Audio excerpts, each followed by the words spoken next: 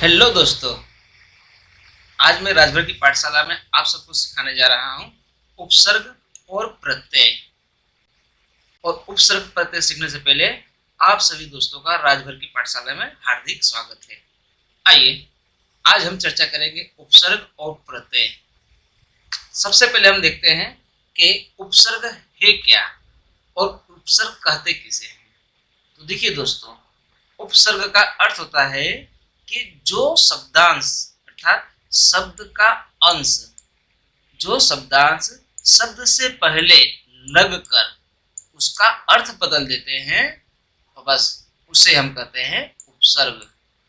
उसका अर्थ बदल दे अथवा तो उस शब्द में विशेषता ला दे, वही चीज हमारी कहलाती है उपसर्ग।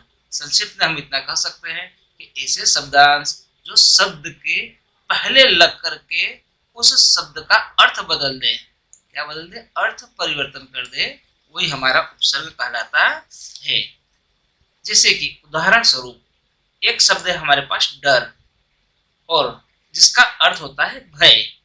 डर का अर्थ है भय, लेकिन इसी डर शब्द में हमने एक शब्दांश नी उपसर्ग का उपयोग किया, अर्थात इस नी को हमने इस डर के आगे लगा दिया, तो एक नया शब्द बन गया निडर। और साथ ही साथ में उसने इस डर से निडर बन जाने पे जो पहले भय था उसका अर्थ परिवर्तित हो जाता है निडर, अर्थात जो डरता न हो। तो इस प्रकार से यहाँ उपसर्ग कहलाता है। दूसरा शब्द देखते हैं हम, मार्ग। तो मार्ग जो शब्द है इसका अर्थ होता है रास्ता, लेकिन इसी मार्ग शब्द के आगे हमने एक शब्दांश कु अथवा सु का उपयोग कर दिया उपसर्ग के रूप में, तो उसका अर्थ बन जाता है बुरा अथवा अच्छा।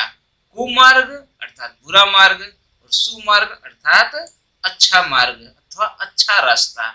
इस प्रकार से उपसर्ग का उपयोग करने से जो शब्द होते हैं उसके अर्थ में परिवर्तन देखने को मिलता है। आइए इसके बाद हम देखते हैं उपसर्ग के भेद। तो हिंदी साहित्य में उपसर्ग के कुल 3 प्रकार के भेद बताए गए हैं, जैसे कि संस्कृत के उपसर्ग, हिंदी के उपसर्ग और उर्दू के उपसर्ग। उदाहरण स्वरूप हम देखते हैं अधर्म, अन्याय और अवगुण, यह संस्कृत के उपसर्ग हैं। और इस शब्दों में हम देखते हैं अ, यह हमारा उपसर्ग है और मूल शब्द हमारा बनता है धर्म। न्याय और अन्याय, तो ये हमारा जो न्याय है यह हमारा मूल शब्द है और जो अ है वही हमारा उपसर्ग है। और अवगुण में हम देखिए तो जो हमारा गुण है वो हमारा मूल शब्द बनता है और अव यही हमारा उपसर्ग है। तो इस प्रकार से इन शब्दों में ये शब्दांश जोड़ देने से इनके अर्थ में परिवर्तन देखने को मिलता है। ठीक उसी भांति हिंदी के भी उपसर्ग हैं, जैसे कि बिन मांगा।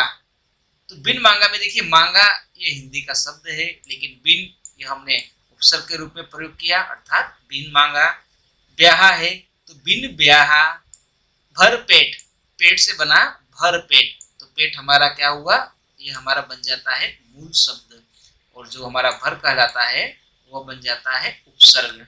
ठीक उसी प्रकार से उर्दू में भी देखिए कि उर्दू के जो उपसर्ग है मूल शब्द है हम, लेकिन बेर का हमने उपसर्ग के रूप में प्रयोग किया तो कहलाया बेरहम। मुख्य शब्द यहाँ पे जोर है, लेकिन कम का जो हमने उपयोग किया उपसर्ग के रूप में, तो कम हमारा उपसर्ग है और पूरा जो वाक्य बनता है कमजोर। नाम ये मूल शब्द है, लेकिन बद उपसर्ग के रूप में प्रयोग किया गया तो बन गया बदनाम। चलिए दोस्तों, इसके पश्चात हम देखते हैं प्रत्यय। तो प्रत्यय कहते किसे हैं। हमने उपसर्ग सीखा, तो उपसर्ग की भांति प्रत्यय उसका बिल्कुल ऊंधा है। कैसे कि जो शब्दांश शब्द के प्रारंभ में न लगकर अंत में जुड़ करके उसके अर्थ में परिवर्तन अथवा तो विशेषता ला दे, बस वही कहलाता है हमारा प्रत्यय। किस प्रकार से, देखिए प्रत्यय के कुल भेद, प्रत्यय के कुल 2 भेद हैं। एक है कृत प्रत्यय और दूसरा है तद्धित प्रत्यय। तो सबसे पहले हम चर्चा करते हैं यहाँ पर कृत प्रत्यय की, कि कृत प्रत्यय है क्या। तो देखिए कृत अर्थात क्रिया, इस धातु के अंत में लगकर संज्ञा और विशेषण शब्दों की रचना करने वाले जो शब्दांश है वो हमारा कृत प्रत्यय कहलाता है। संक्षिप्त में हम इतना कह सकते हैं कि जहाँ क्रिया वाले जो शब्द हैं, क्रिया के अंत में जो शब्द लगाया जाता है वो हमारा कृत प्रत्यय कहलाता है। उदाहरण स्वरूप देखिए, चढ़ाई और पठनीय। यहाँ दो इमेज आपको दिखाई दे रही, एक में बालक चढ़ रहा है और एक में बालक पढ़ रहा है, तो चढ़ाई और पठनीय। लेकिन इन शब्द में देखिए जो मुख्य धातु है वह हमारी चढ़, और इस चढ़ के अंत में हमने आई प्रत्यय लगाया तो बन गया चढ़ाई, एक नया शब्द बन गया। और चढ़ क्या है, वो हमारी क्रिया है। तो कृत प्रत्यय में हमें विशेष रूप से क्रिया को ही ध्यान में रखना है। ठीक उसी प्रकार से पठनीय, तो पठ वो हमारा मूल धातु है अथवा मूल शब्द है, लेकिन इसी पठ में हमने अनीय प्रत्यय का उपयोग करके पूरा जो वाक्य है कृत प्रत्यय का हमने बना दिया पठनीय। कुछ शब्द और है हमारे पास, जैसे कि लिख, तो लिख में हमने आई प्रत्यय लगाया तो लिख से बन गया लिखाई। लड़ में हमने आई प्रत्यय लगाया तो बन गया लड़ाई। तो इस प्रकार से कृत प्रत्यय में विशेष रूप से हमें क्रिया को ही ध्यान में रख करके प्रत्ययों का उपयोग करना होता है। आइए कृत प्रत्यय के पश्चात हम देखते हैं तद्धित प्रत्यय। तो तद्धित प्रत्यय में देखिए क्या है कि जो संज्ञा, सर्वनाम, विशेषण तथा अव्यय के अंत में जोड़े जाएं। समझे? इससे पहले हमने कृत में क्या देखा कि क्रिया होती थी क्रिया के अंत में, लेकिन यहाँ संज्ञा हो, सर्वनाम हो, विशेषण हो अथवा तो कोई अव्यय हो, उनके अंत में जो शब्दांश जोड़े जाते हैं वह प्रत्यय हमारे होते हैं तद्धित प्रत्यय कहलाते हैं। उदाहरण स्वरूप मालिन और पथरीला। अब देखिए मालिन में मूल शब्द हमारा है माली, लेकिन इस मूल शब्द में हमने इन प्रत्यय जोड़ दिया।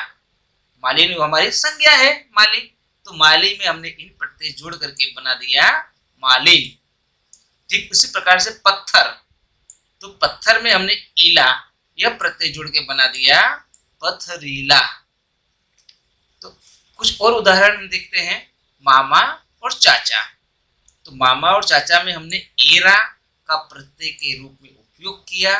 मामा और चाचा संज्ञा है, तो यहाँ पे एरा प्रत्यय का उपयोग किया तो मामा का बन गया हमारा ममेरा और चाचा का बन जाता है चचेरा। ठीक उसी प्रकार से यहाँ पर हम देखते हैं ऊंचा और घिस। ऊंचा भी हमारा संज्ञा है और घिस भी हमारी संज्ञा है, लेकिन आई प्रत्यय जब जोड़ दिया गया तो ऊंचा का बन गया ऊंचाई और घिस से बन जाता है हमारा घिसाई। इस प्रकार से हमने यहाँ देखा तद्धित प्रत्यय। तो दोस्तों प्रत्यय और उपसर्ग से संबंधित मेरा ये वीडियो आपको कैसा लगा, आप अपनी राय मुझे जरूर दीजिएगा। और हाँ, मेरे इस वीडियो को लाइक सब्सक्राइब जरूर कीजिएगा और हाँ शेयर करना न भूलिएगा। धन्यवाद।